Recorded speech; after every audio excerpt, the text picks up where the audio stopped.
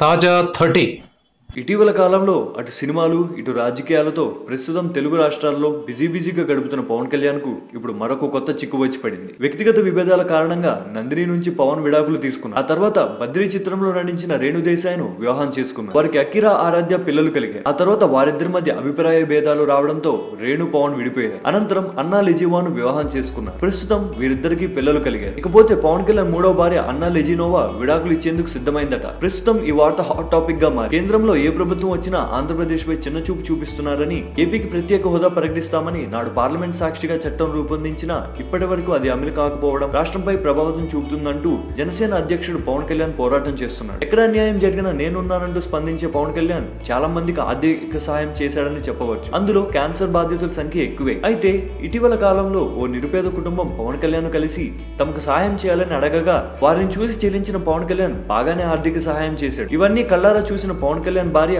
మీలో సేవా గుణం ఉండవచ్చు కానీ మరీ ఇంతలా కాదండి, దానాలు చేసేందుకు బాగానే ఉన్నా తీరా అవి మనల్ని రోడ్డు పాలు చేస్తాయని, దానాలు తగ్గిస్తే మంచిదంటూ పవన్ కళ్యాణ్ కు సలహా ఇచ్చిందట. నేనింతే సేవలు దానాలు చేస్తూనే ఉంటా అంటూ అన్నాను పవన్ కళ్యాణ్ అన్నాడట. అయితే పవన్ కళ్యాణ్ లక్ష్యాలకు గాను ఆలోచనకు గాను అడ్డు వస్తే ఏమాత్రం లెక్క చేయడన్న విషయం తెలిసిందే. Thank you viewers. ఈ వీడియో మీకు నచ్చితే లైక్ బటన్ టచ్ చేయండి. తాజా 30 ఛానల్కు సబ్స్క్రైబ్ చేయండి.